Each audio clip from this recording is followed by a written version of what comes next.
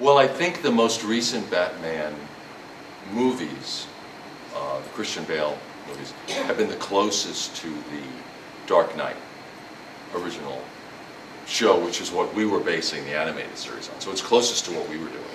That noir, very dark, very realistic feel. I think some of the earlier Batman movies were a little more cartoony than I would have liked.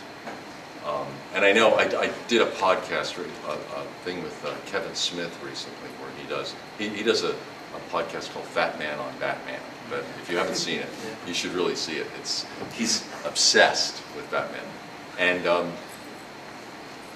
he got so upset about the early versions of the Batman movies that he actually had a physical altercation with one of the creators. The early stuff was very cartoony, the early movies, and the later ones, the Christopher Nolan movies were much closer to the real thing, I think, in the spirit of the show. But I love doing that podcast with Kevin Smith, by the way. If you haven't seen it, you should see it. It was really, really interesting. It's called Fat Man on Batman.